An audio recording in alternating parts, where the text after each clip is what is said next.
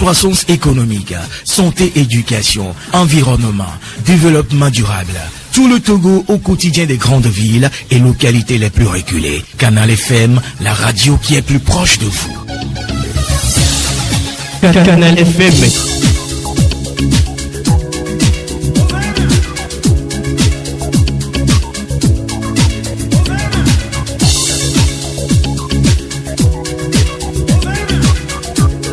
Assalamu alaikum, shalom. Bonjour et merci à vous toutes et à vous tous qui êtes déjà disposés à nous écouter au Club La Presse sur les antennes de Radio Canal FM, la nouvelle génération à Lomé, ici ses environs, ou encore les radios qui nous reprennent un peu partout au Togo, en Afrique et dans le monde.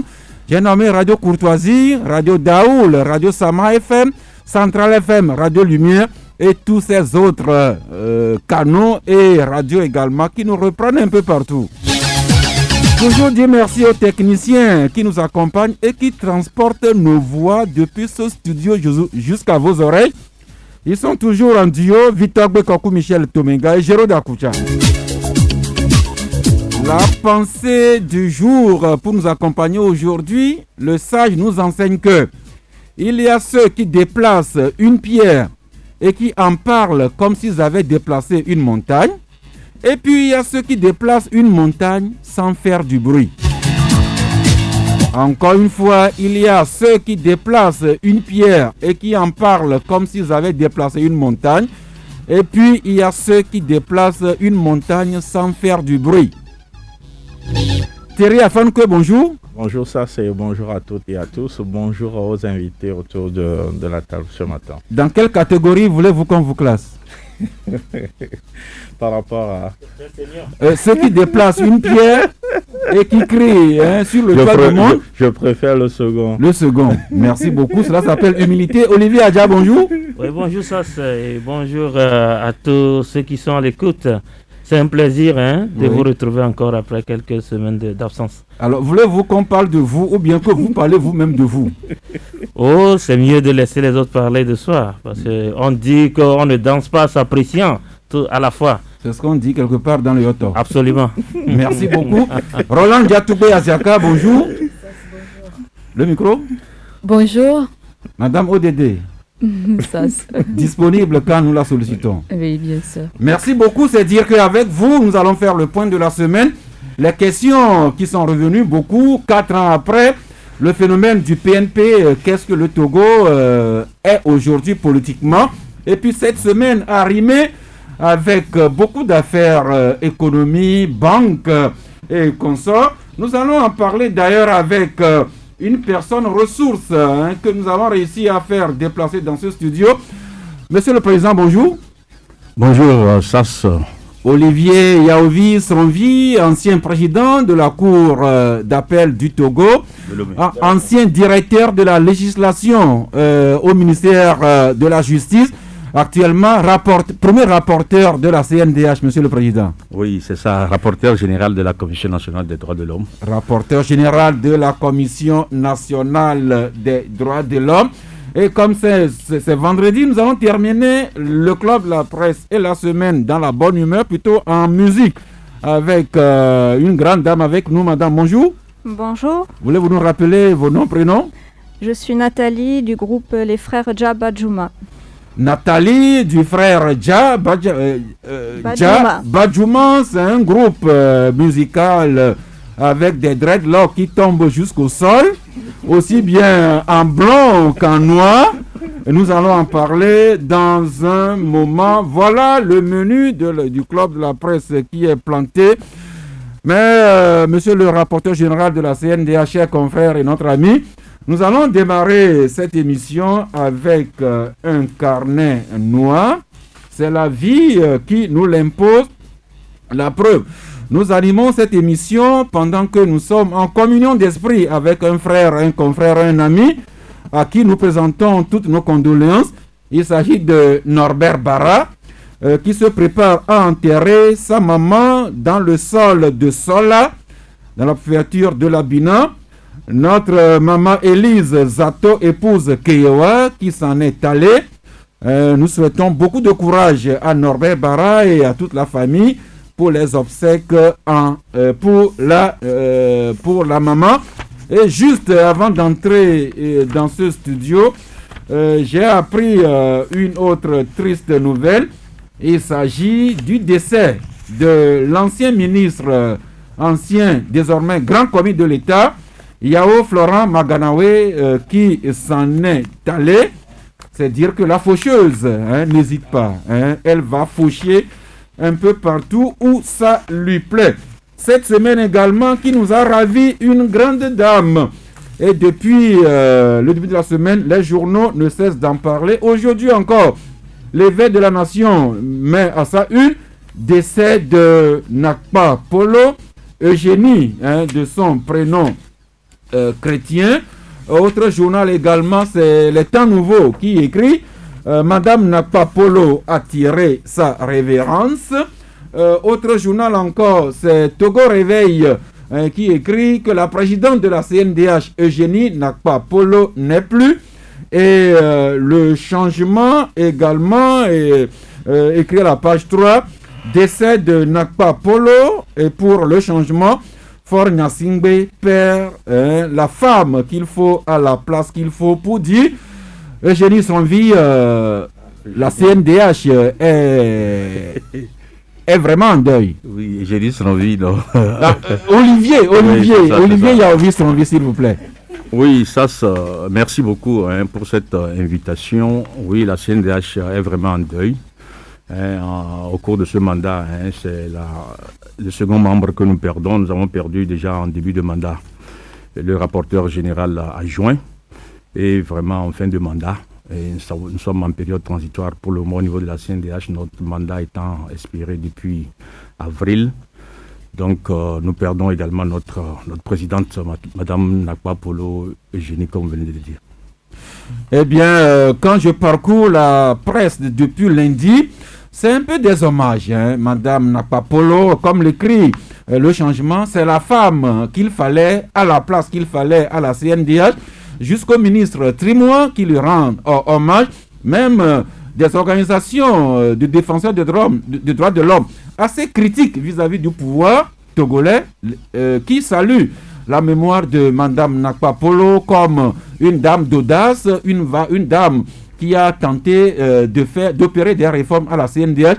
Alors vous qui avez eu l'honneur de la côtoyer durant ces 2-3 dernières années, que pouvez-vous nous en dire, Monsieur Sonvi? Merci beaucoup, Chasse. Madame Polo, pour ceux qui ont eu l'occasion de la connaître, était une dame à fort caractère, comme on le dit, un caractère assez affirmé, bien trempé, qui n'hésitait pas, elle ne passait pas par 4 chemins pour vous dire ce qu'elle pensait de vous. C'était une dame très rigoureuse, une rigueur que vous pouvez considérer des fois comme une sévérité, très rigoureuse envers son entourage et très rigoureuse aussi envers elle-même. En même temps, c'est une dame avec un grand cœur, une altruiste née qui est toujours prompte à porter assistance à autrui et à son entourage, parce que j'ai beaucoup de preuves. Il arrivait des moments où elle s'absentait pour quelques heures, des fois même pour 2 ou 3 jours, pour être au chevet d'un parent malade. Et pas nécessairement un parent proche de la famille, mais une connaissance. Il y a 3 ou 4 mois, j'avais rencontré un médecin qui me parlait d'elle, de son altruisme, tout ce qu'elle a fait pour un de ses aînés de profession. Donc elle était à son chevet, elle s'est occupée de tout. Je crois que Madame Polo, c'est ça, au plan moral. Sur le plan professionnel, je crois que les journaux ont tout résumé. C'était une grande dame qui aimait le travail bien fait, qui était méticuleuse sur les détails. Si vous ne la connaissez pas, vous allez croire que c'était un étouffement, mais c'était sa manière de fonctionner. Elle visait la perfection. On peut dire, comme les journaux l'ont rappelé, que sa carrière a rencontré son destin parce que moi, je l'ai connue en 1994. Je crois qu'en ce moment, elle était déjà directrice des droits de l'homme. Elle a poursuivi ce parcours qui lui ont permis de rentrer au gouvernement en 2016 ou 2017. 2016, je crois, et après être portée à la tête de la Commission nationale des droits de l'homme. Je crois quand même que c'est un parcours élogieux. On n'oublie pas son passage dans la grande capitale mondiale des droits de l'homme qui est Genève, où elle a représenté vraiment le Togo, et je crois Madame Polo était une référence, une icône dans le domaine des droits de l'homme. Elle maîtrisait tous ces sujets. Elle maîtrisait vraiment les droits de l'homme. C'était son parcours. Et on peut dire que le Togo perd un grand repère suite au décès de cette dame. Et je peux terminer là-bas en disant que elle est morte au combat, comme on le dit. Parce que ses premières douleurs, ses premiers mots ont commencé lorsqu'elle était revenue d'une visite du mécanisme national de prévention que la CNDH abrite, la sous-commission prévention de la torture. Elle était revenue d'une visite de 2 semaines. Elle a choisi le Grand Nord, la région septentrionale, visite de brigades, de gendarmerie, de commissariats, de police. C'est à son retour qu'elle a commencé par sentir des douleurs. Elle a pris un congé. Et à la fin de son congé, elle n'était pas très bien, mais elle a tenu à être présente. Quand je lui ai posé la question, elle dit à M. Sronvi, c'est l'administration. Mes congés ont pris fin hier. Ce matin, je dois être présente. Vous voyez, cette rigueur envers elle-même. Elle était rigoureuse envers elle-même, elle est rigoureuse. Donc, et on a essayé de la convaincre de rentrer et poursuivre les soins et elle ne s'est plus revenue. C'est une grande perte pour le Togo et c'est une grande perte encore pour la CNDH, pour tout ce qu'elle a fait à la tête de cette Commission nationale des droits de l'homme où elle a fait rayonner. Je crois qu'avec son passage, la CNDH est encore mieux connue. Voilà, pour tout ce qu'elle a fait, paix à son âme. Monsieur Sronvi, rapporteur général de la CNDH. Eh bien, Diatoubé, lorsque je vous ai apporté la nouvelle de la disparition de Madame Nakwa Polo, vous avez spontanément fondu en larmes au téléphone.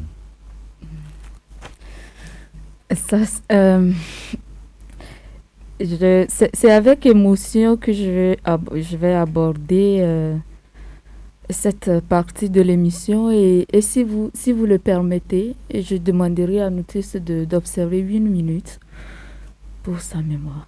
Merci. Nous enlevons nos chapeaux et nous observons la minute de silence en hommage à Madame Nakwa Polo, comme Diatoubé le recommande.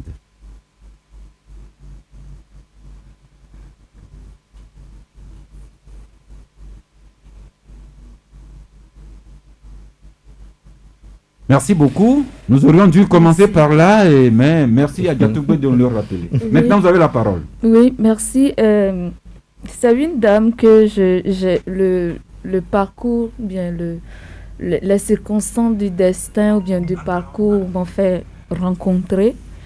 Et j'avoue que le premier jour, quand j'étais rentrée dans son bureau, l'accueil réservé, si bien qu'elle me disait, elle attendait ma voix à la radio et elle disait à ça, mais tu m'as amené Diatoubé. Et on a échangé, elle m'a donné des conseils.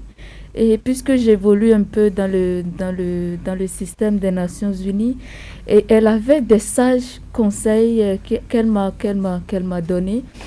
Et je crois que c'était une dame de valeur.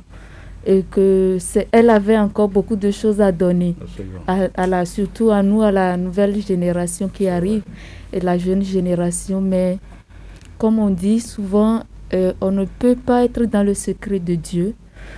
Je m'incline devant sa mémoire, devant ça, si j'ai pas de mots. Merci beaucoup. Eh bien, Thierry Afanoukoé, Olivier Adja, Madame Nakwa Polo, vous l'avez pratiqué comme directrice des droits de l'homme, comme secrétaire d'État chargé des droits de l'homme, mais aussi et surtout comme président de la CNDH. Thierry? Oui, vous savez, c'est une dame un peu spéciale et particulière parce que à chaque fois qu'elle se déplace, elle crée toujours une ambiance autour d'elle qui fait que tout le monde aime se diriger vers elle, échanger ne serait-ce qu'un ou 2 mots avec elle.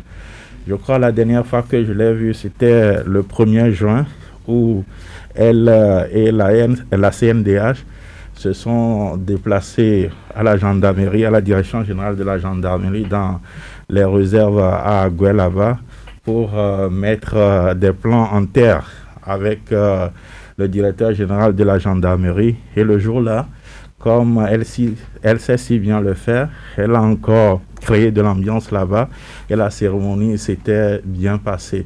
Vous savez, c'est une dame qui ose. Le président l'a dit bien tantôt, elle cherche toujours la perfection. Je me rappelle de l'un de leurs travaux ou des conclusions de l'un de leurs enquêtes. Ça concerne cette situation qui s'est passée à Katanga entre-temps, où il y avait des brigands qui étaient... Voilà. Voilà. Et il faut dire que ce rapport que la CNDH avait sorti à l'époque, c'était osé, puisque le rapport incriminait les FDS.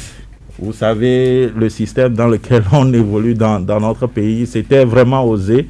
Et la communication autour de ça, c'était allé dans tous les sens.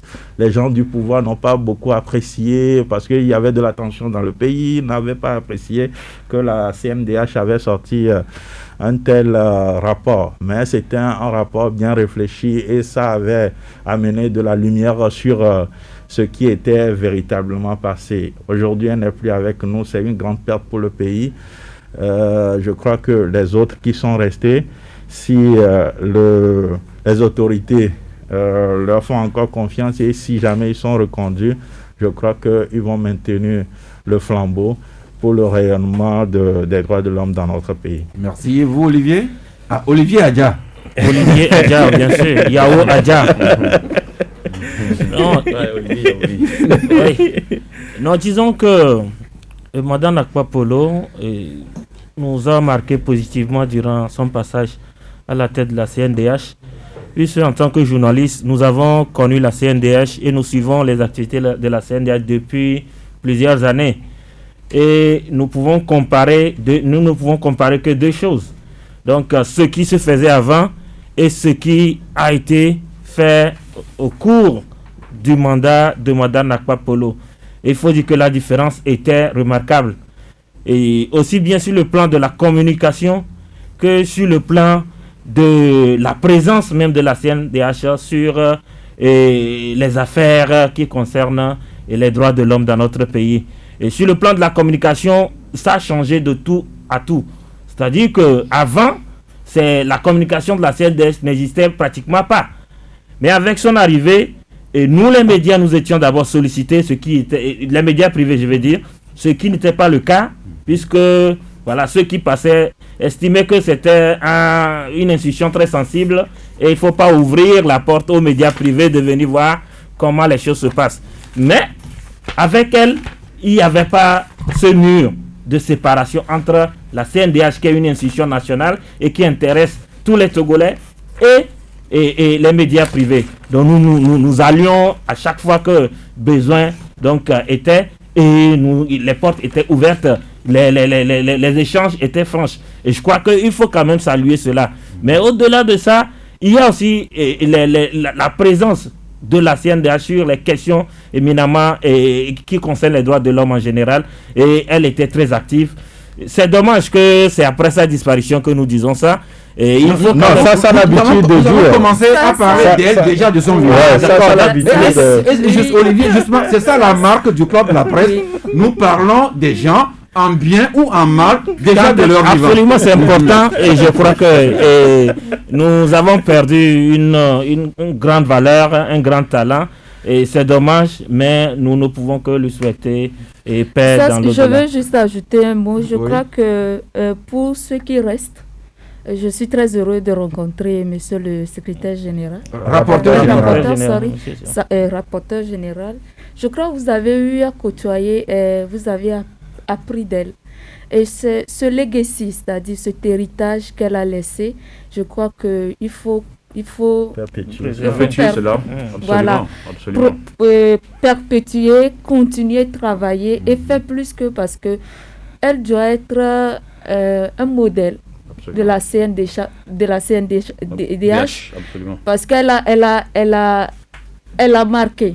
Et c'est ce qui me fait plaisir, c'est une dame, mais qui s'est imposée. Absolument. Et elle a fait changer des choses. Je crois que c'est une source d'inspiration pour les jeunes qui arrivent. Absolument. Et je crois que tout le Togo, le gouvernement, nous tous, Togolais, essayons de voir ce qu'elle a fait comme legacy et construisons sur ce qu'elle a fait. Non, mais il faut dire que la CNDH est doublement en deuil.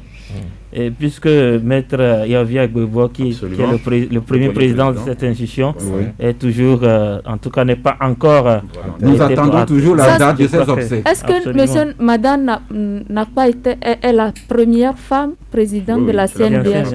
Voilà, c'est encore quelque chose. Merci. Mais tout en saluant la mémoire et l'œuvre de Madame Nakpa Polo, disons quand même que c'est un travail d'équipe. Donc, tout en saluant, tout en lui rendant hommage, nous n'oublions pas les autres membres de la CNDH, le personnel qui accompagne et qui accompagnera toujours cette institution. Et en communion avec nous, une haute magistrate de la Cour suprême qui témoigne également que Madame Nakpa Polo était une dame spéciale. Et Monsieur Stronvi, pour terminer le sujet, vous êtes à la fois membre de la CNDH. On saura dans les jours à venir si vous-même et vos camarades vous êtes reconduits, mais vous êtes également magistrat. Et il y a cet article Libre Opinion du Télégramme du Togo intitulé Togo, justice dépendante du pouvoir, négation des droits humains. Voilà les deux problématiques qui vous concernent au premier plan. Monsieur Stronvi. Oui, vous savez, la justice de tout temps a été toujours objet de critiques, et beaucoup plus chez nous ici où beaucoup croient, à tort ou à raison, il faut peut-être rentrer dans les détails, que la justice togolaise est totalement inféodée au pouvoir, que les juges ne sont pas indépendants. Mais je continue toujours de le dire, c'est vrai que certaines personnes, vous les accueillez sur vos plateaux, on évoque toutes les règles, voilà, il faut si le juge, la tête si déjà, mais au moment de l'action, je crois qu'on passe à côté. Vous avez cité une sagesse au début, je crois que c'est ce qu'il nous faut. Mais fondamentalement, le problème de la justice aujourd'hui, ce n'est pas tant un problème de corruption qui sous-tend tout ce qui est dit, qu'un problème de compétence. Je crois que c'est un problème fondamentalement d'indépendance par rapport à la gestion de certains dossiers. C'est un problème d'indépendance. Il faudrait que certains magistrats fassent beaucoup l'effort d'aller au front, comme on le dit. Aller au front pour le magistrat, surtout du siège, qu'est-ce que ça signifie? Ça signifie être prêt à résister à toutes ces pressions, à toutes ces interventions.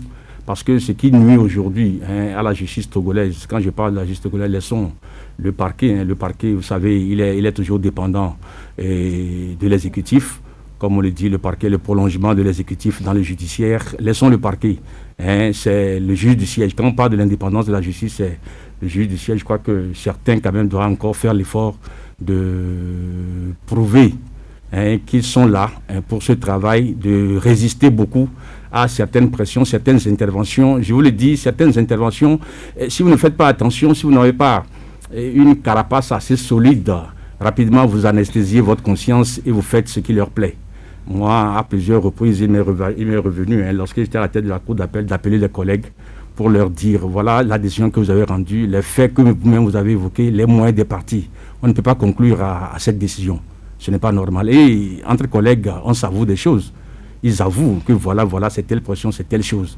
Au point où aujourd'hui, avec le nouveau code de l'organisation judiciaire, il y a un article qui dit, et il est interdit toute immixtion de n'importe quel pouvoir, de n'importe quelle personne que ce soit dans le pouvoir judiciaire. Mais vous savez, les interventions, ça viendra toujours. Aujourd'hui, demain, M.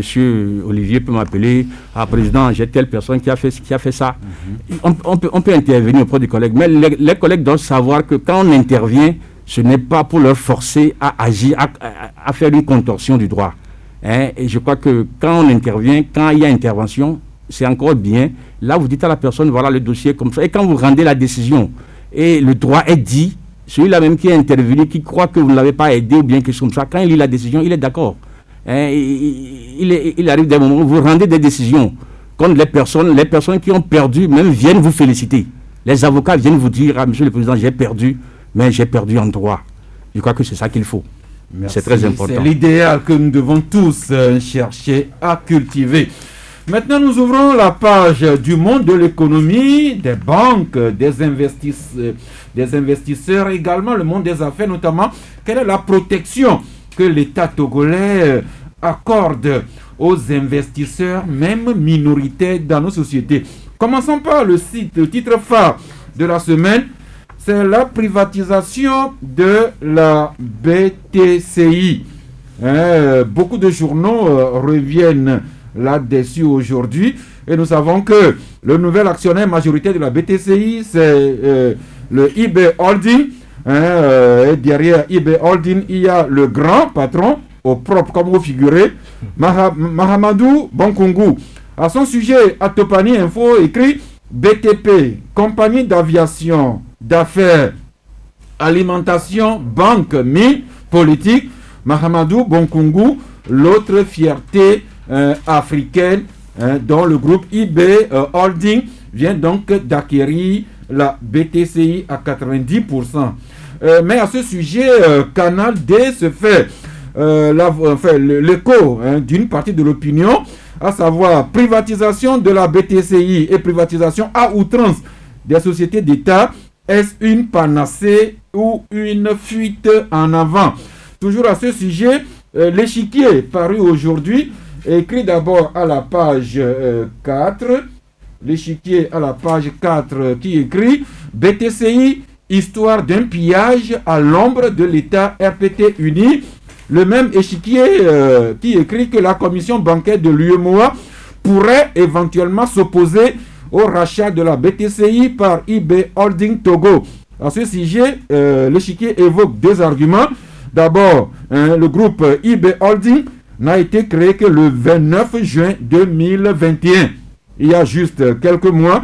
Et l'autre raison que trouve le journal L'échiquier, c'est la nature des activités de la société Ebomap qui susciterait quelque peu des inquiétudes.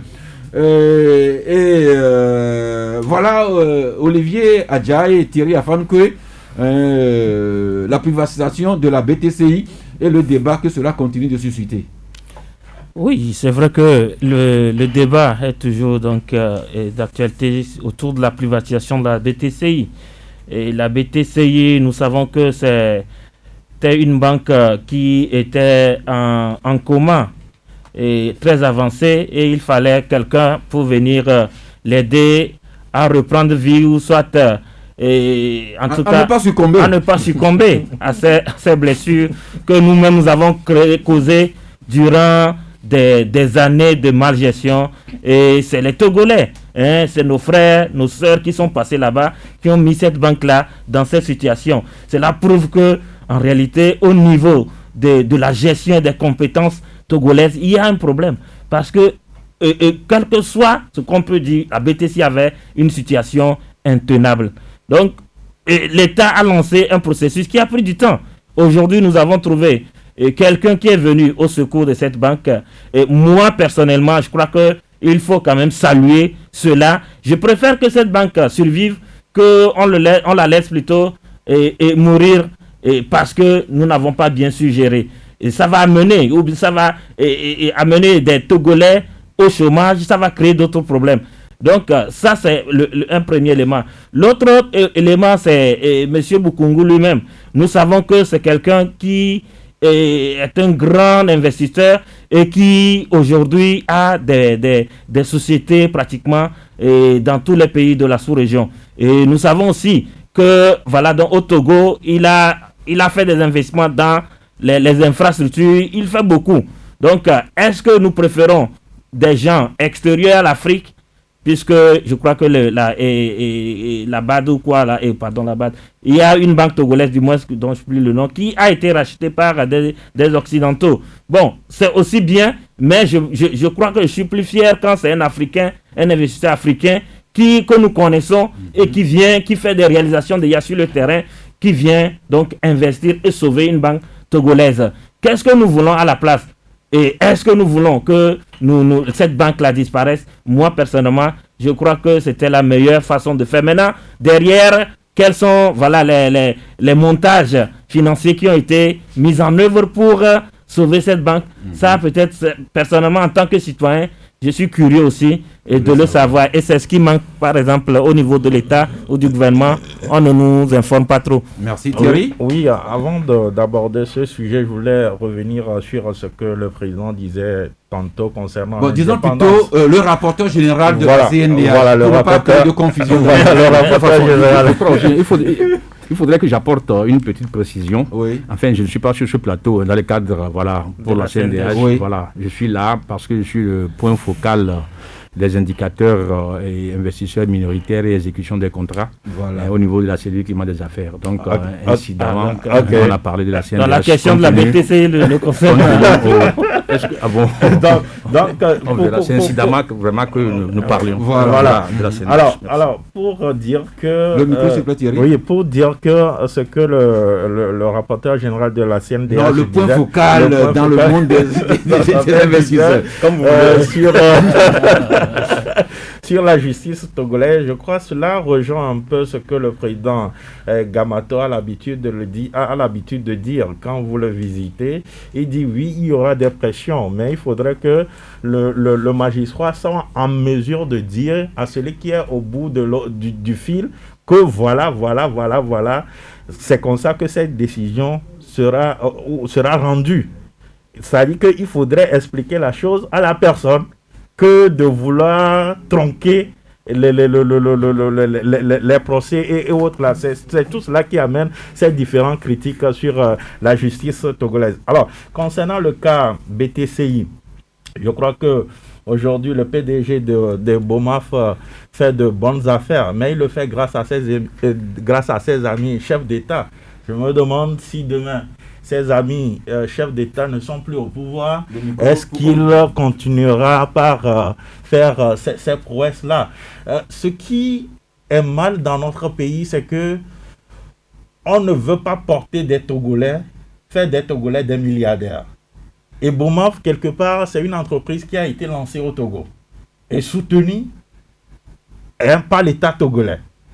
Vous avez vu, à ses débuts, c'est ici qu'on a pris de l'argent dans nos banques et Bomaf s'est mis en branle et a acheté ses camions et autres là. Mais aujourd'hui, nous voyons tout ce que Ebomaf est devenu.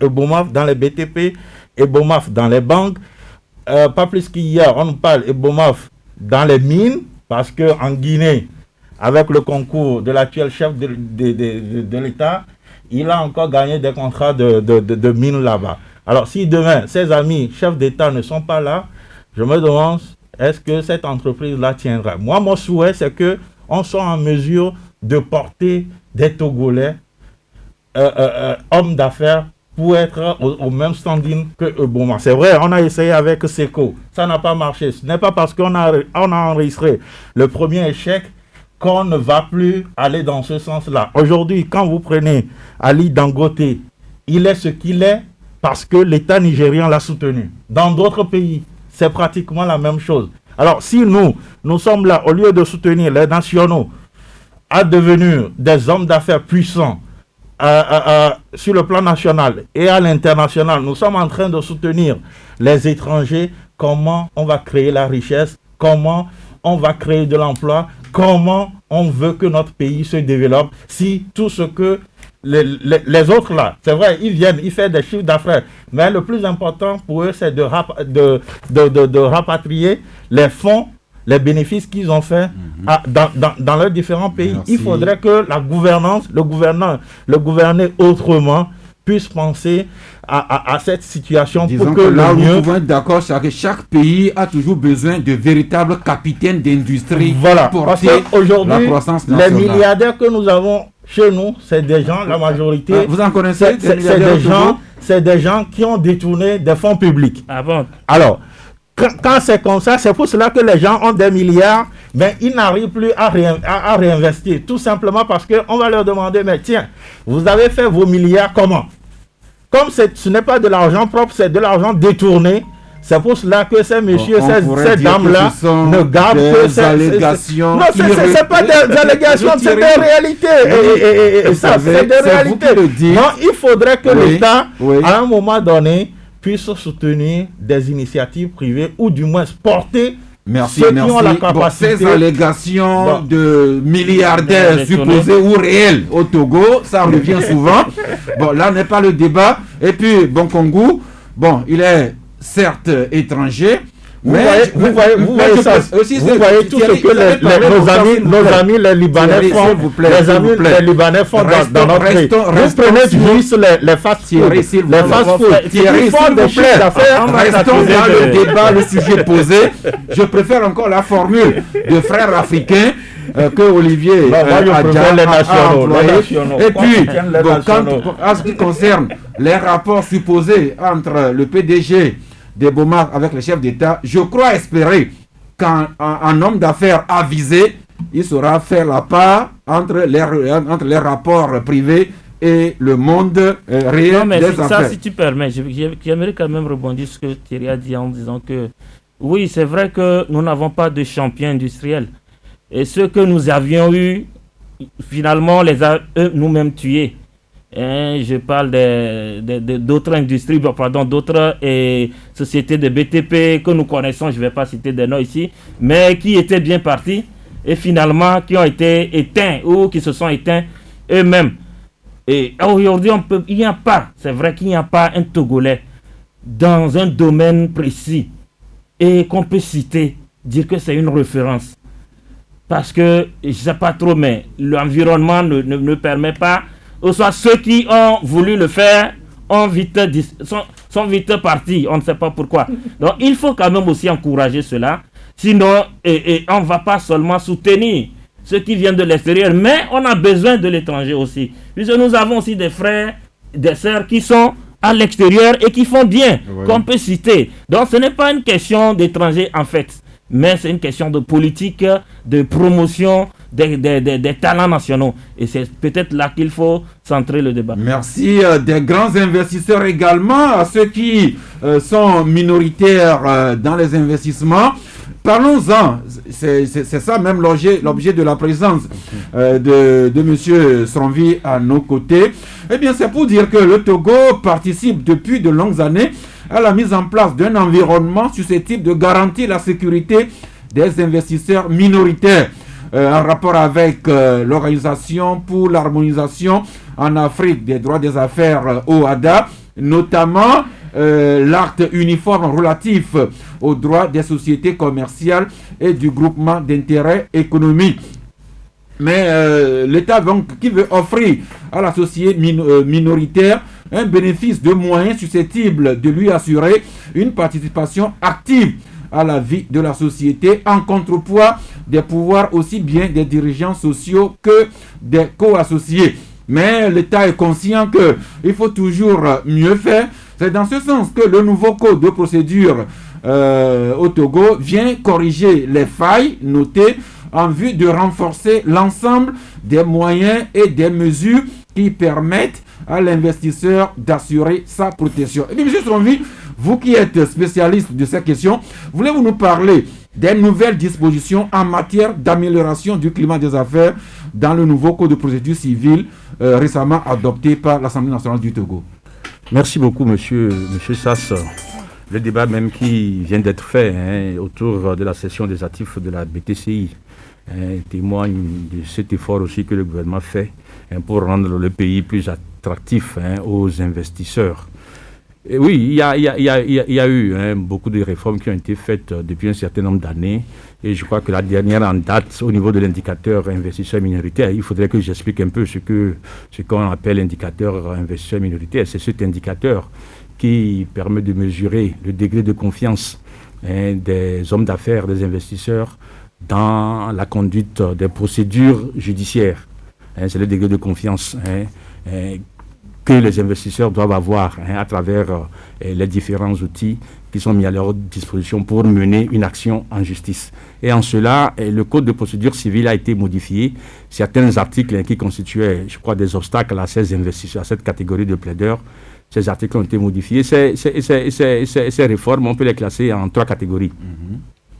La première catégorie concerne la production, la communication des pièces, des éléments de preuve. Vous savez, quoi qu'on dise, la justice, c'est la preuve, c'est la contradiction.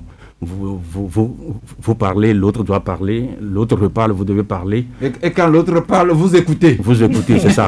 Donc, le problème de communication de pièces, par rapport à l'ancienne législation, je crois que la loi disait seulement l'assignation que vous avez portée, vos écritures, vos mémoires, les pièces que vous invoquez dedans, ce sont ces pièces qui doivent être communiquées.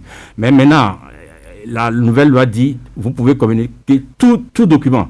L'autre qui sait que vous avez un document en votre possession que vous cachez, parce que peut-être si vous le produisez, le document, vous allez perdre le procès. Si vous êtes au courant qu'il y a un document comme ça qui est en sa possession, vous demandez au juge de le forcer à le produire. La loi dit tout document, toute information et tout ce qui peut contribuer à la solution, à la manifestation de la vérité.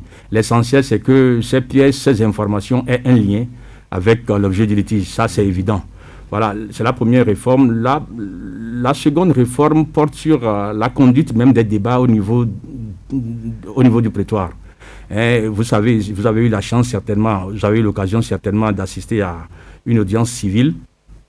Un moment arrive où une partie veut interroger l'autre, avant les questions passaient par le président.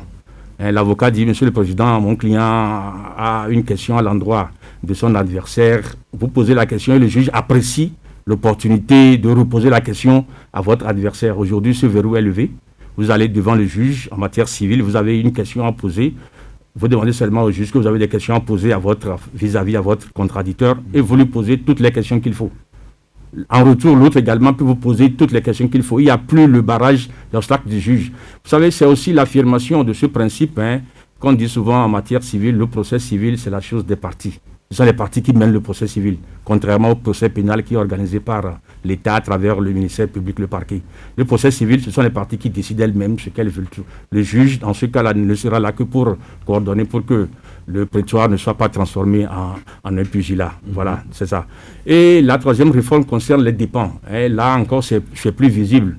Vous savez, les dépens, en gros, ce sont tous les frais que vous exposez, toutes les parties, pour arriver à la solution de litige, au rendu d'une décision. Vous savez, ça, il y a les frais d'huissier, vous allez voir un huissier pour faire une assignation, vous allez faire comparaître tel témoin qui quitte ici, qui vient ici. Le procès a nécessité une expertise en graphologie, en comptabilité, est-ce que vous voyez, ou bien en urbanisme, on évalue la maison. Dans certaines législations, même il y a les frais d'avocat dedans. Donc, tous ces éléments qui constituent les dépens, dans l'ancienne législation, la loi disait clairement que lorsque vous perdez un procès, vous supportez les dépens. Parce que c'est par votre faute que le procès est arrivé, vous l'avez perdu, vous supportez tous les dépens. Mais la nouvelle loi, maintenant, vis-à-vis de cette catégorie d'investisseurs qu'on appelle investisseurs minoritaires, la nouvelle loi dit, si l'investisseur minoritaire qui a des griefs contre la société, contre les actionnaires majoritaires, il va en procès contre vous, même s'il perd, il est exonéré du paiement des dépens. Il ne paie pas, il ne supporte pas les dépens. Tout simplement parce que l'idée de savoir que si vous perdez un procès, vous pouvez supporter les dépens, ça peut vous dissuader d'aller en justice. Parce que les dépens, on en a liquidé des fois, c'est à des dizaines de millions de francs. Vous pouvez vous dire que non, je ne vais pas m'engager parce que après, je peux perdre, on va me condamner aux dépens, je n'ai pas l'argent pour ça. Donc aujourd'hui, avec la nouvelle disposition, ils sont dispensés du paiement des dépens. Il y a aussi une condition. Si le juge a constaté que l'investisseur minoritaire n'a pas agi dans une intention de nuire à la société, parce qu'il y a des gens qui font des procès par chicanerie, pour s'amuser, pour nuire juste à l'autre, pour lui démontrer que je suis plus puissant que lui. Est-ce que vous voyez? Mais si tel est le cas, si le juge, à la fin de sa démonstration, arrive à voir que non, il avait le droit d'intenter ce procès pour comprendre quelque chose pour la transparence de la société, pour éviter certaines fraudes au niveau de la société, même s'il perdait le procès, on ne va pas le condamner aux dépens. Donc c'est un encouragement. Donc si le juge cette trouve catégorie d'investisseurs donc c'est au juge de trouver que l'investisseur minoritaire est de bonne foi. Et on le décharge de ses dépens. Mais il faut quand même quelqu'un pour les porter, les fameux dépens. Voilà, c'est une bonne question. Et je crois que ces dépenses seront supportées par la société. C'est-à-dire la société elle-même qui est actionnée, c'est elle qui va supporter les dépenses. Est-ce que vous voyez? Donc ça veut dire que les frais que l'investisseur minoritaire aussi aura à exposer pour ce procès, ces frais seront payés par la société. bien qu'il ait perdu. Eh bien, le nouveau code de procédure civile est déjà adopté par l'Assemblée nationale, mais est-ce qu'il est déjà entré en vigueur ou bien y a-t-il une période transitoire? Non, monsieur Sass, il est déjà entré en vigueur, je crois qu'il a été adopté le 20 avril passé. Il a été promulgué, publié au journal officiel. Et si vous avez eu l'occasion de rencontrer le président du tribunal de commerce ou le président du tribunal de première instance de Lomé, ils vous le diront que le test est d'application immédiate. Tous les jours, les avocats demandent son application et ça se fait. Il n'y a pas de période transitoire. Et en démocratie, nul n'est censé ignorer la loi. Ah oui, c'est ça. Merci beaucoup. Alors dites-nous, quel doit être le comportement maintenant du juge lors des audiences par rapport à cette nouvelle réforme? Oui, le comportement, je crois que il ne doit pas y avoir de problème. Nous sommes dans un État démocratique. Il y a les législatives qui adoptent les lois, l'exécutif qui gouverne et le judiciaire qui applique la loi. Donc, je crois que ce que le juge peut faire, c'est d'appliquer la loi. Il n'y a pas de problème.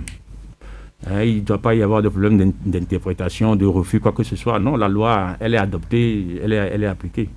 Monsieur Stronvi, alors de la théorie à la pratique, depuis quelques mois que les réformes sont appliquées, est-ce qu'on a déjà commencé à sentir l'impact de la réforme par rapport à ce qui se faisait avant?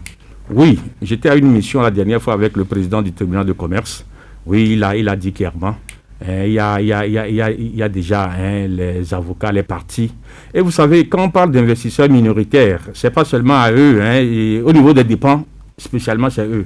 Mais comme c'est le code de procédure civile, aussi bien ça avantage les investisseurs minoritaires que tous ceux qui vont actionner en matière civile. N'importe quelle affaire civile aujourd'hui, ce sont les dispositions qui sont là. Et le président nous a rassuré, confirmé la dernière fois que dans le prétoire aujourd'hui, c'est comme ça que ça se passe. Et ce qui sera encore visible, ce sont les dépenses.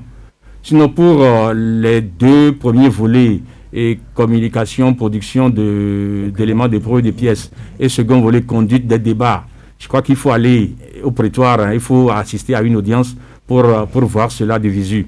Mais pour les dépenses, je crois quand même que, voilà. Merci à vous, M. Stronvi, d'être venu nous parler des indicateurs protection des investisseurs minoritaires tels que contenus dans le nouveau code de procédure civile déjà en vigueur au Togo. Et toujours un peu en lien avec le monde des affaires, parlons de ce que partagent avec nous des journaux dont l'Éveil de la Nation qui nous parle de la finance inclusive au Togo qui vient de lancer un nouveau produit, un CODED, qui est désormais porté à 10 millions de francs CFA pour ceux qui ont déjà fait le circuit des différents produits du Fonds national de la finance inclusive.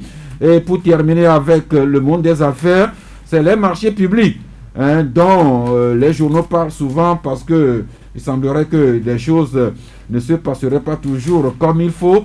Aujourd'hui, c'est Liberté qui nous relève qu'il y a ou il y aurait, c'est selon, de plus en plus de contestations au cœur des marchés publics au Togo. Voilà ce que nous pouvons dire sur ce sujet, quitte à ce que vous nous y réinvitiez lorsque nous allons ouvrir le débat à vous bientôt sur le coup de 10 heures. Rapidement, la politique, Olivier Adja et Thierry Afanoukoé. Nous sommes le 20 août aujourd'hui et il y a 4 ans, les rues de la ville de Lomé, de certaines villes, étaient vraiment des terrains de chasse ou de pourchasse selon. Le Canard indépendant revient là-dessus aujourd'hui sur le phénomène du 19 août 2017, 4 ans après. Et pour le Canard indépendant, c'est l'éternel recommencement de la lutte pour l'alternance. Et le Canard indépendant trouve que finalement, le 19 août 2017, ce n'était qu'un essai, un essai parmi tant d'autres, et l'on est manifestement en face d'un travail décisif ici au Togo. L'éveil de la nation, lui, trouve que l'éveil de la nation qui écrit sur le sujet à la page 3 et qui titre 19 août 2017, 19 août 2021, il y a 4 ans, une insurrection contre le régime de Faure Gnassingbé échouait. Et puis Togo Matin, lui, se demande si les rues tenteraient encore des Togolais aujourd'hui. Olivier?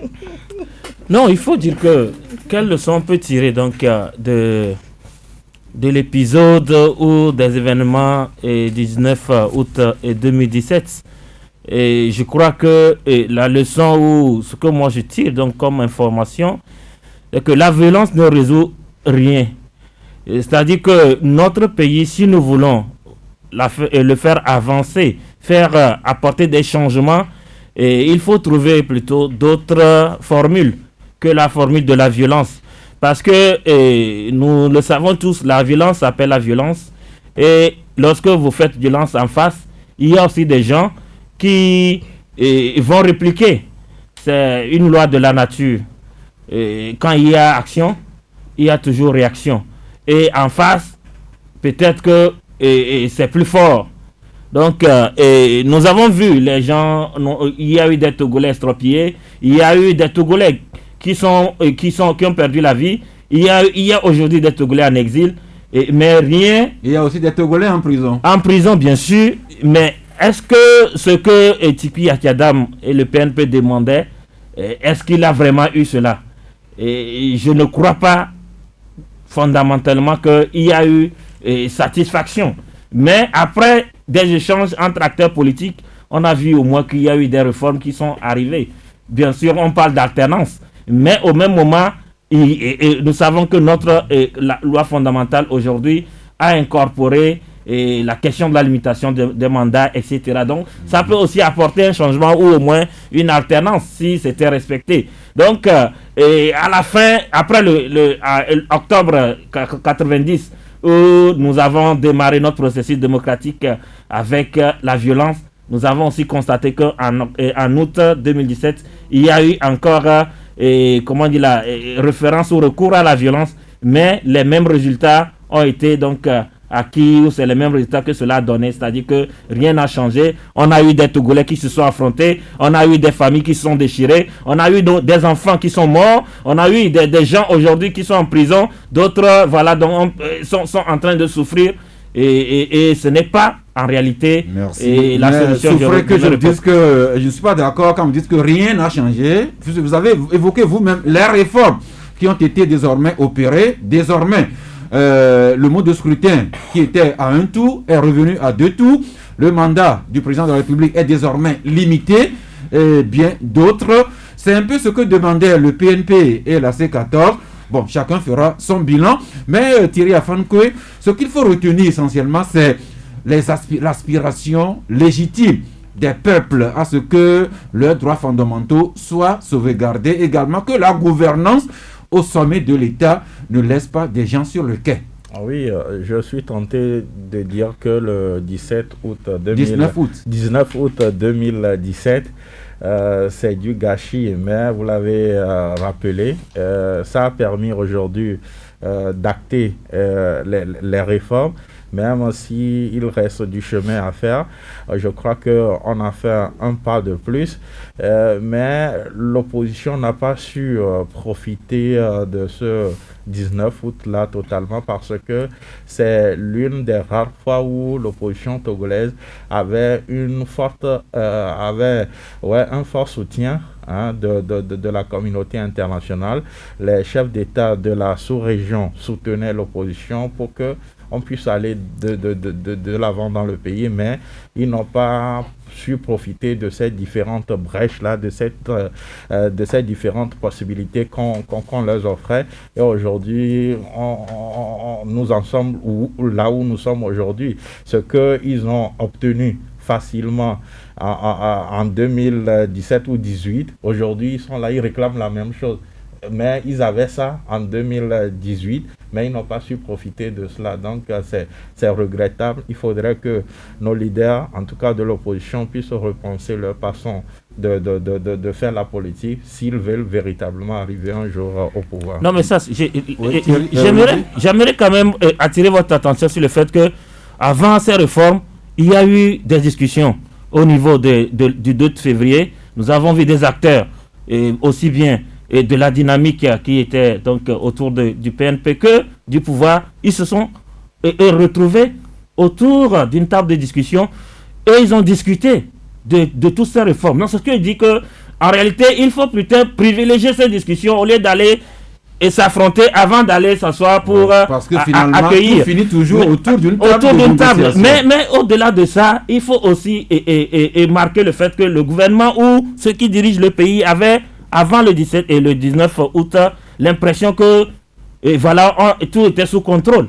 Et que il n'y avait pas de menace. C'est peut-être là, moi, je vais vous donner raison parce que il faut plutôt essayer de répondre aux aspirations, aux besoins des populations. Oui. Et il faut éviter les frustrations, les aigreurs, de les amasser. Oui. Parce que ces petites accumulations, ça finit par exploser. Donc, il faut quand même que le gouvernement aussi prenne la mesure de la menace et à chaque fois travaille à satisfaire les Togolais au lieu de les laisser avoir recours à la rue et à la violence. C'est important et l'actualité au plan mondial nous l'enseigne toujours. Il faut que la gouvernance au sommet de l'État se mette au service de la population, qu'il n'y ait pas deux poids, deux mesures, qu'il n'y ait pas des privilégiés d'un côté, des laissés pour compte de l'autre, que des pans de la population n'aient pas des raisons de se sentir dans une forme d'injustice sociale ou de frustration.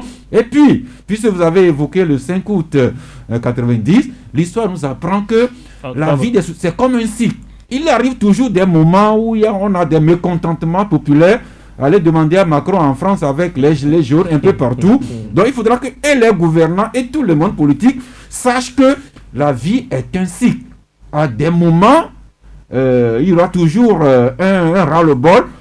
Le 19 août a déjà 4 ans. Quel cycle quel est le prochain cycle? Et pour le pouvoir et pour l'opposition, comme il y a des gens, nous sommes très, très intelligents au Togo. Chacun va y réfléchir. Je l'ai annoncé, il faut quand même que nous terminions la semaine avec de la bonne humeur, que je vous invite à écouter sur ce terre. Yeah, man. Original sound system. Reggae music. We smoke music. Sam Zimba on the beat. Bless man. Là, c'est l'un des morceaux du groupe Jah Bajuna, un groupe de reggae men avec des dreadlocks aussi bien blancs que noirs. Un groupe constitué de compatriotes togolais, également de leurs associés, dont Nathalie, qui nous avons ici avec nous. Rebonjour. Rebonjour, Sas. Eh bien, vous qui êtes française, comment êtes-vous allée à ce groupe Jah Bajuna? Alors j'ai d'abord rencontré Abdou qui a créé une association en France qui s'appelle l'association Badouma, qui œuvre pour les enfants togolais. Nous menons diverses activités comme la danse, les percussions, les activités manuelles pour partager la culture de l'Afrique. Et nous récoltons ainsi des fonds pour mener à bien des actions au Togo. Donc nous avons une bibliothèque qui est en train de se terminer à Sansane-Mango. Donc au début, c'était plutôt des actions en faveur des populations togolaises. Exactement. C'est ce qui m'a permis de rencontrer d'abord Abdou, l'un des frères Badjouma. Oui. Et ensuite, quand je suis venue au Togo, directement, j'ai rencontré Touré. Et tous les trois, nous partageons la même passion de la musique. Et nous avons décidé, face aux encouragements de diverses personnes, de nous lancer dans notre passion commune. Et nous avons enregistré en 2019 les premiers titres de notre futur album. Donc de l'action humanitaire, vous avez continué par la danse, la musique, voilà. Et puis le venin de la musique vous a piqué. Vous en êtes arrivé à ce groupe Jah Bajuna. Dans cette chanson qui passe en fond sonore, eh bien vous chantez dans quelle langue?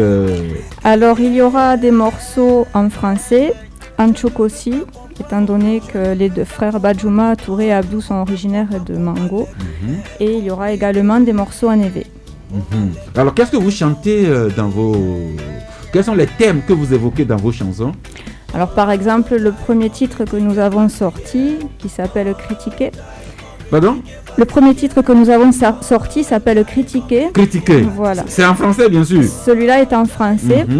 Et c'est pour expliquer que quoi que l'on fasse dans la vie, on sera toujours critiqué. Il y aura toujours des gens qui trouveront quelque chose à redire. Oui. Donc, il ne faut surtout pas se laisser influencer et continuer à avancer, à se battre pour défendre nos idées. Donc vous-même, on vous critiquera, le groupe Exactement. Il faudra que le pouvoir également, ça de l'État, s'attende à être critiqué.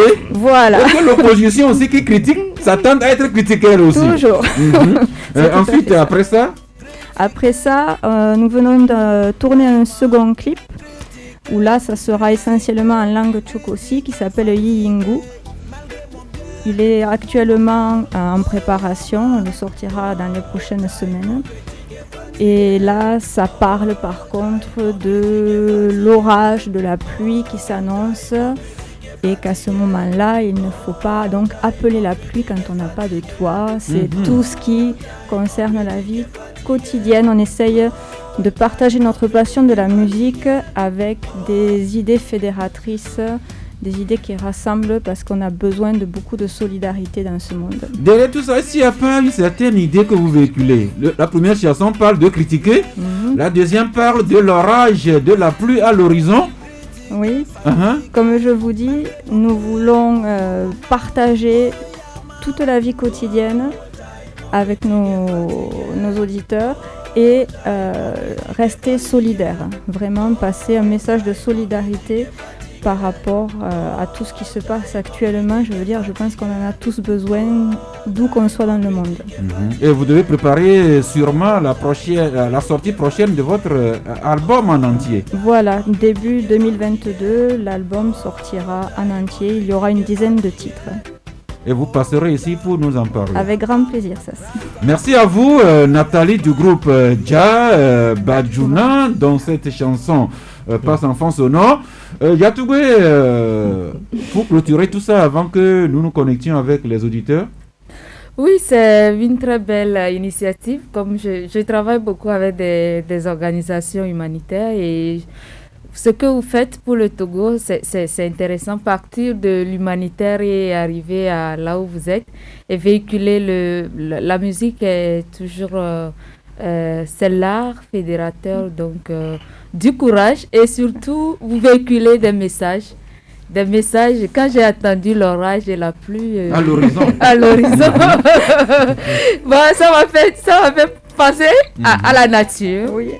Et comme on dit, la nature a ses règles, a ses lois. Merci. Nous avons parlé aujourd'hui de la disparition de Madame Eugénie Nakpa Polo.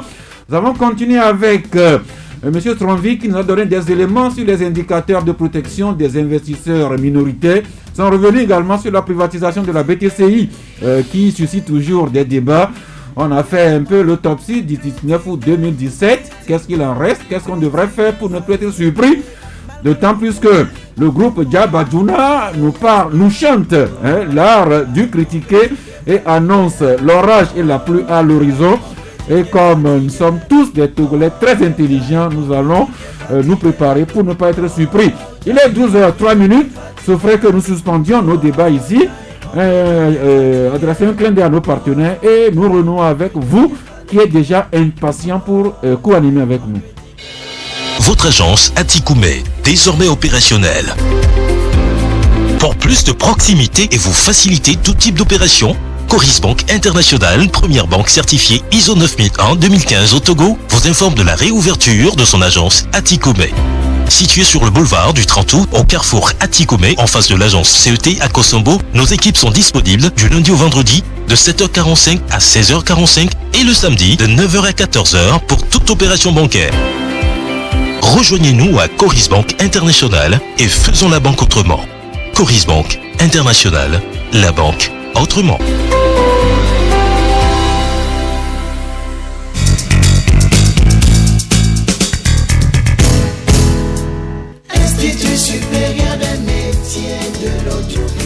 L'Institut supérieur des métiers de l'audiovisuel ISMA, leader africain des écoles supérieures de formation aux métiers du multimédia, du cinéma et de la télévision, vous offre de préparer une licence professionnelle et un master professionnel dans les filières suivantes: journalisme audiovisuel, réalisation cinéma et télévision, métier de l'image, métier du son, montage et post-production, ingénierie et exploitation des équipements audiovisuels, gestion de la production.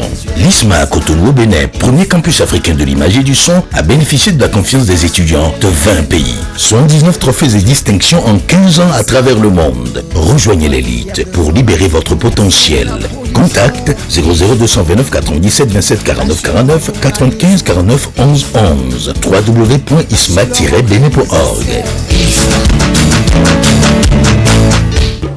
Adelao, Dodalao, Alonudo Lao, Domeilao, Dopito, Alo Asisalao, Tado Dinu de Ka, Yenimiato, Tovona Miabe Kota Vovo, Memito Lea, Miabe Asihoho, Nina, Enuke Nona, Verenami, Eyemi Jena Babaku, Dijueto, Hoedebe, Miado Pero Miabe Kota Nuzi, Eyaye Puna Pumi, Domiabe Kesino Nunu. Original!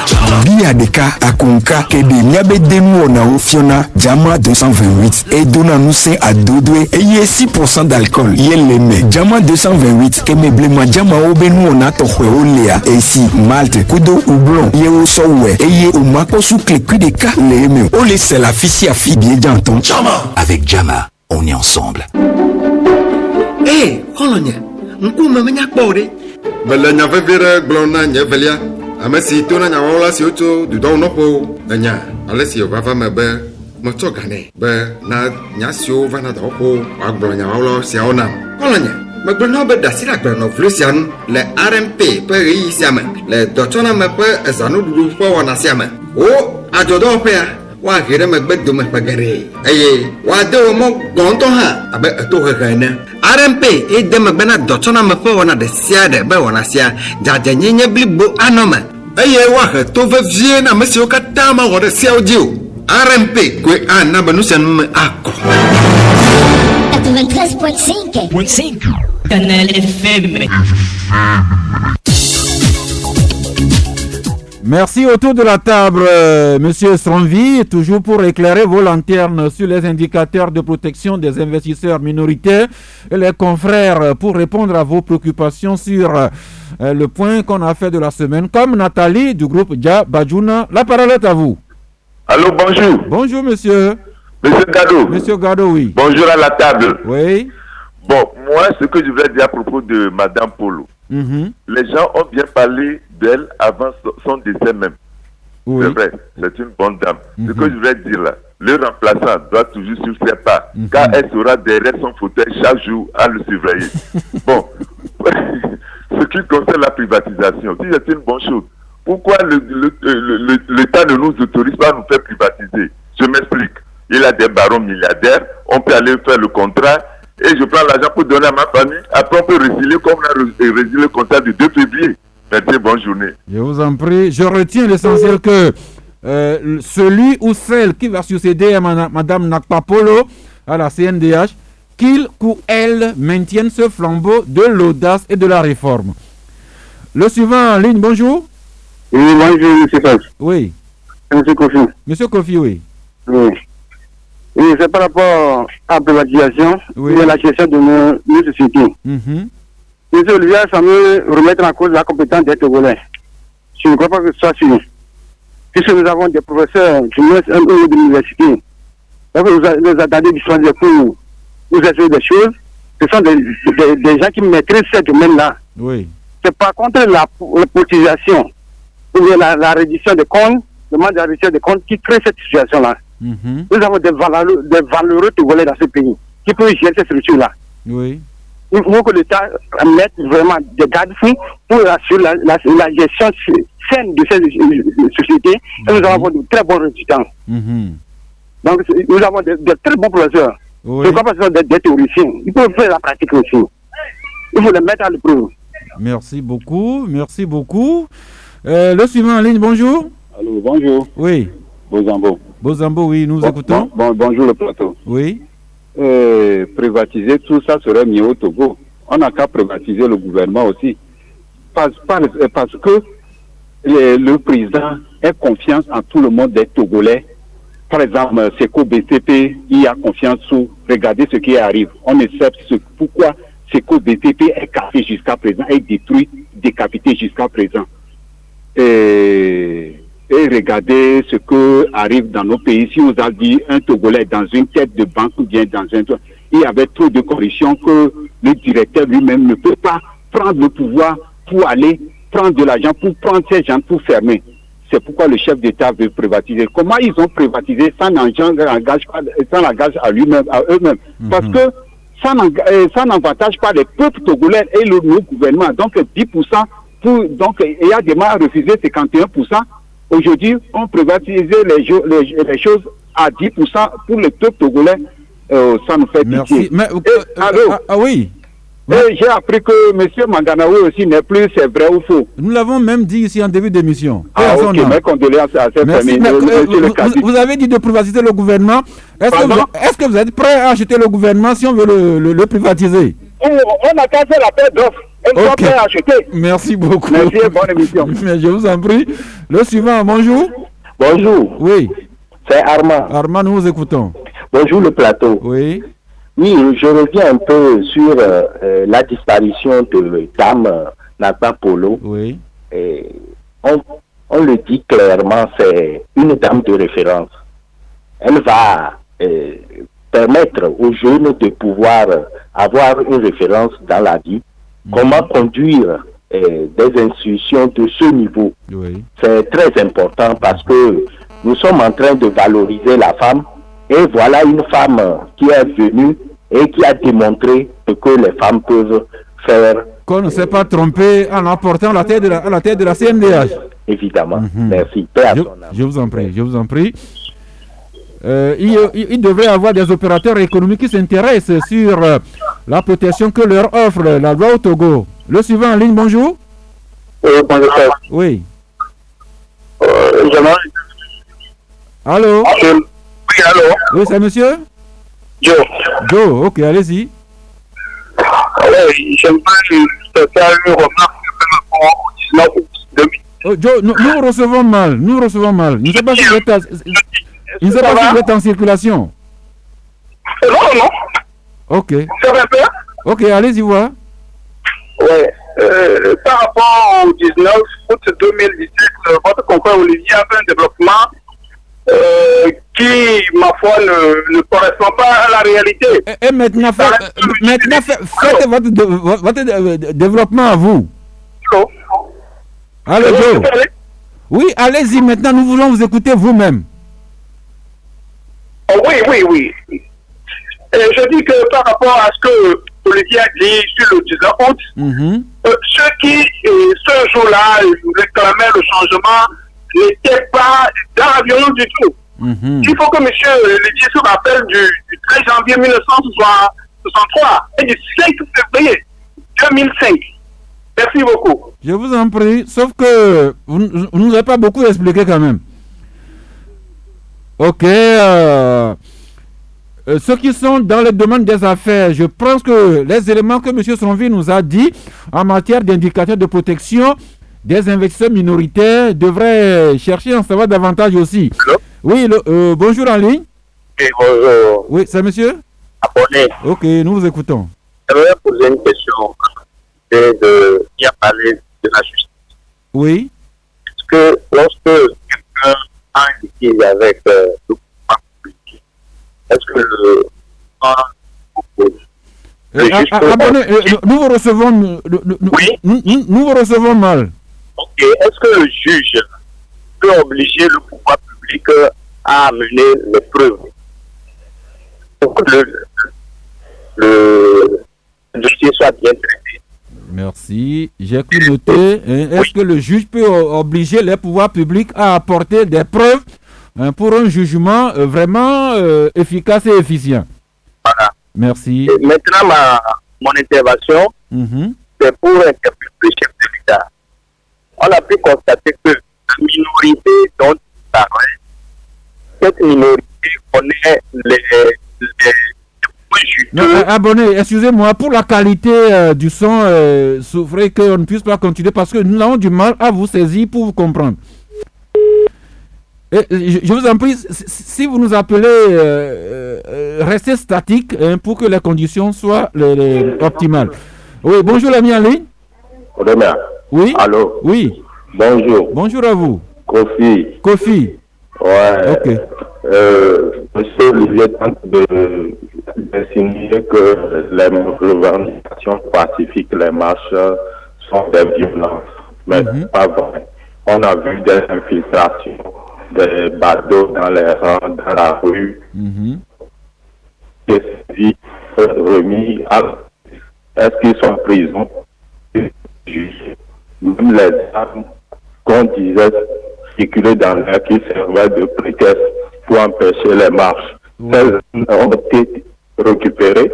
Ils sont dans l'air. Combien de victimes ces armes ont fait jusqu'à ce jour?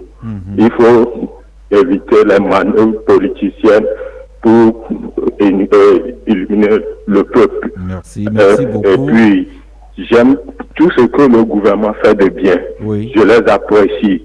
Par exemple, les 10 millions qu'ils avaient promis dans les finances exclusives, je ne croyais pas que ça allait se réaliser. Les centres d'élevage qu'ils sont en train de construire à Mango et partout, je n'avais jamais cru. Il y a beaucoup d'autres choses de bien qu'ils font. C'est bien, mais pas à cause de la politique opprimer le peuple et privatiser tout au lieu de poursuivre ceux qui détruisent, ceux qui cassent ce que ils construisent. Vous voyez. Donc l'impunité doit être éradiquée et puis comment l'appelle-t-on? Il faut faire une gestion saine des choses publiques au lieu de brader nos sociétés. Merci. Je vous en prie. Je retiens pour vous faire la part des choses, prendre acte, voir, féliciter ce qui est bien, mais également critiquer ce qui, à notre sens, ne l'est pas. Le dernier auditeur aujourd'hui, bonjour.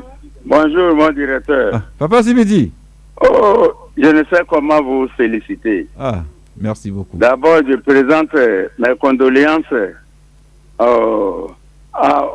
suite au décès de la présidente de la CNDH et à toute sa famille et à tous les Togolais.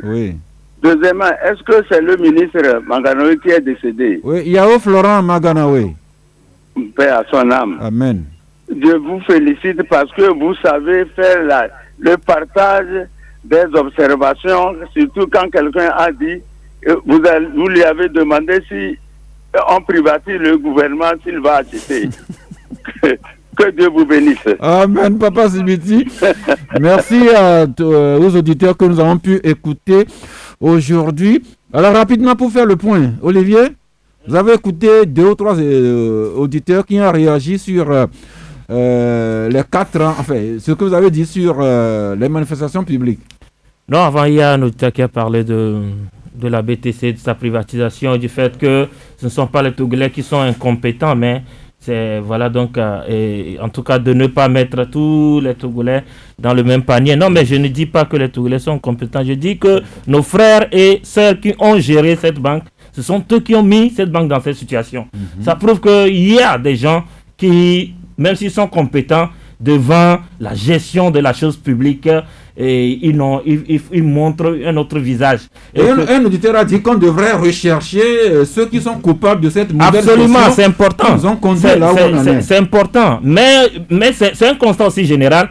Quand on met un Togolais à la tête d'une institution, sauf exception, et nous avons cité des exceptions, la plupart du temps, on se rend compte que, et voilà, donc, ces gens-là mènent ces institutions et ces sociétés dans le gouffre. Et c'est aussi... On devrait arrêter cette spirale de l'impunité. Absolument, il faut arrêter l'impunité. Maintenant, la question donc du 19 août 2017, non, je ne dis pas que les gens étaient arrivés pour faire de la violence, mais le résultat final, qu'est-ce que ça a été? Nous avons vu, bien sûr, des morts, nous avons vu des blessés, nous avons vu des gens qui sont en prison, nous avons vu des gens qui ont attaqué des forces de l'ordre, puisque les images sont là, ce sont des images d'archives. Nous avons vu des affrontements, nous avons vu des casses. C'est un fait. Nous n'allons pas inventer cela. L'histoire l'a retenu qu'il y a de la violence. Maintenant, qui a été à l'origine? Moi, je dis que nous avons vu des Togolais s'affronter, que ce n'est pas bien. On peut faire les choses autrement. C'est à ce niveau que tu as dit que les manifestants étaient pacifiques. Les violences qui s'en sont suivies sont le fait des infiltrations, pour ne pas dire de la provocation. Mais je ne sais pas, c'est les organisateurs qui doivent dire qui sont ceux qui les ont infiltrés, parce qu'il y a une loi sur les manifestations et cette loi encadre et met la responsabilité, ou bien les organisateurs devant les responsabilités. Donc il faut aussi relever cela. Mais dans l'ensemble, je n'accuse pas les gens du PNP de la violence, d'où qu'elle vienne, de qui qu'elle provienne, elle est condamnable. Monsieur Stranvi, beaucoup de temps sont revenus sur Madame Nakpa Polo. Je retiens pour l'essentiel que quelqu'un souhaite que celui ou celle qui va succéder à Madame Nakpa Polo maintienne le flambeau et de l'audace et de la réforme. Oui, absolument. Je crois que sa mémoire doit être perpétuée et un effort doit être fait pour son successeur de continuer dans cette lignée. C'est important. C'est important. Voilà. Un autre auditeur voudrait savoir, dans un cas de litige, est-ce que le juge aura le courage de demander au pouvoir public d'apporter toutes les preuves dans le jugement? Oui, c'est la mentalité de beaucoup de Togolais qui croient que lorsque l'État est plaideur, c'est fini, on ne peut jamais condamner l'État. J'ai rappelé lors d'un de mes passages sur une chaîne que moi j'ai été juge à Vaughan en 1997. Nous avons vu des décisions qui ont condamné la CTMB dans le temps à payer des sommes importantes à nos paysans. Est-ce que vous voyez, même à Lomé aujourd'hui, dans presque toutes les juridictions, il y a l'État qui est condamné. Lorsque l'État est parti à un procès, il est sur un même pied que le justiciable. Il n'a pas une prépondérance à lui accorder. Il est justiciable. Il y a beaucoup de décisions dans lesquelles l'État est parti. Quand on demande les preuves, l'État les produit. Donc, il ne faut pas que nos concitoyens croient que lorsque l'État est parti à un procès, c'est fini. Le juge baisse la garde et nécessairement c'est l'autre qui est condamné. Non, il y a beaucoup de décisions. Peut-être que l'auditeur pose la question parce qu'on a parlé des pressions qui s'exerceraient sur le juge. C'est sûrement pourquoi l'auditeur voudrait s'assurer que maintenant, le juge, en son âme et conscience, saura résister à toutes ces pressions-là et rendre la justice juste. Ça rejoint un peu ma préoccupation. Quand on débutait l'émission, voilà, il faut que le juge ait ce courage, ait cette carapace assez forte pour ne pas résister à ces pressions. L'État, il est justiciable, il le juge comme tout citoyen. Et de plus en plus, le problème s'oppose. L'État est parti au procès, il est jugé, s'il est condamné. Il y a des décisions qui ont condamné l'État à verser des sommes d'argent importantes à des citoyens. Voilà. Si l'État a raison, on lui donne raison. Si l'État a tort, on lui donne tort. Et au niveau de la juridiction administrative aujourd'hui, c'est là-bas peut-être que vous pouvez avoir beaucoup d'éléments. Au niveau de la Chambre administrative de la Cour suprême, des décisions de l'État sont déférées chaque fois, les décrets de nomination, tout et tout. Et il y en a qui sont annulés. Donc vous voyez que l'État est justiciable. Nous sommes appelés à éprouver notre justice pour nous conforter dans cet état de droit. D'autres auteurs sont revenus sur la privatisation tous azimuts. Je souhaite bonne chance à celui qui s'apprête déjà à acheter le gouvernement lorsque l'appel d'offres sera lancé. Maintenant, nous en sommes à l'ultime tour de table pour recueillir vos cartons de fin d'émission. Je ne sais pas, nous avons 3 hommes et 2 dames. Commence par Yatougé. Madame ODD, votre carton de fin d'émission? Ça, c'est aujourd'hui, je n'ai pas de carton. Mais retrouvez votre morale, s'il vous plaît. Oui. La vie continue. Ben oui. C'est important. Très important. Eh bien, Olivier Adja? Oui, nous avons dit qu'il faut encourager les champions nationaux, surtout en matière d'innovation, de créativité. Il y a un Togolais qui est classé parmi les 20 hommes et femmes d'affaires et d'Afrique. Et c'est une initiative de la Fondation Alibaba qui accompagne les hommes et femmes d'affaires d'Afrique.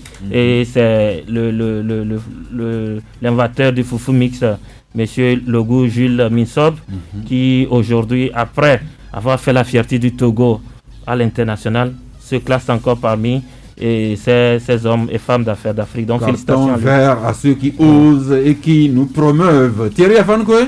Non, pas de carton, juste, c'est vrai qu'on est en fin de mission, mais je veux revenir là-dessus, souhaiter présenter mes condoléances au confrère Norbert Barra qui enterre sa maman demain. À Sola, dans la Bina. Et présenter mes condoléances également à la famille Maganawe. Malheureusement, Florent Maganawe se retrouvait sur le fait part de la maman de Nambert Bara, voilà qu'aujourd'hui lui-même n'est plus.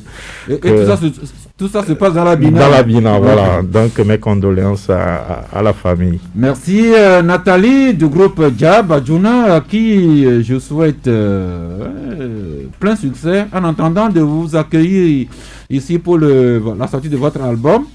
C'est une tradition, nous décernons un carton en fin d'émission. Carton vert, carton jaune, carton rouge. Alors désolé, je ne suis pas habituée à l'exercice. Par contre, je tiens à vous remercier pour votre accueil. Et j'ai passé un très bon moment en votre compagnie. J'ai apprécié le portrait qui a été dressé de cette dame qui vient de disparaître. Manifestement, c'était une grande dame de grande valeur. Je n'ai pas eu l'honneur de la connaître, mais le portrait qui en a été dressé démontre que c'était une grande perte pour le pays. Merci. J'ai apprécié de pouvoir comparer le droit entre votre pays et la France. J'apprécie beaucoup. Parce qu'à la base, je suis juriste de métier, donc j'ai beaucoup été attentive à tout ce qui a été dit. C'est toujours intéressant. Juriste française qui est tombée amoureuse d'Abdou et du Togo. Au point de venir chanter le reggae chez nous. Voilà, les frères Dja Badjouma vous remercient. Le Togo qui gagne. Voilà. Eh bien, monsieur Olivier Stronvi, votre carton de fin d'émission. Carton de fin d'émission. Avant de décerner le carton, permettez quand même que je remercie tous ceux qui sont intervenus, vous tous qui êtes autour de ce plateau pour vos condoléances et souhaiter lors du décès de notre présidente, Madame Polo. Donc merci à tous ceux également qui sont intervenus. Un carton, peut-être un carton d'encouragement actuellement au personnel de la Commission nationale des droits de l'homme, dont le moral est tellement affecté. Un carton d'encouragement pour les requinquer, pour les réconforter. La vie continue. La vie continue. Comme Gatoubé qui est toujours très abattu, la vie continue. La vie continue. La meilleure façon d'honorer la mémoire de Napapolo, c'est de repartir au combat. Voilà, c'est ça. Alors cet auditeur qui adresse un carton rouge à Togocom et à Move Africa Togo pour les attroupements préoccupants devant leurs agences, pour ceux qui veulent identifier leur carte SIM, ce qui crée des difficultés d'accès pour les services qu'offrent Togocom et Move Africa, et également des problèmes sérieux avec les transferts d'argent. On fait T-Money, on fait Flous, mais l'argent n'arrive pas, on ne peut pas payer son cash power. Il y a même quelqu'un qui a fait son test Covid, qu'il a voulu payer par un transfert d'argent, ce n'est jamais arrivé, il a dû appeler un parent pour lui apporter l'argent. Il faudra que l'ARCEP veille à cela. Donc carton rouge à Move Africa et à Togocom. C'est pas pour ça que nos communications ne vont pas marcher lorsque nous ouvrons l'antenne aux auditeurs. C'est fini pour aujourd'hui. Bon week-end. Nous nous retrouvons le lundi prochain à 11h si Dieu le veut, Dieu le voudra bien.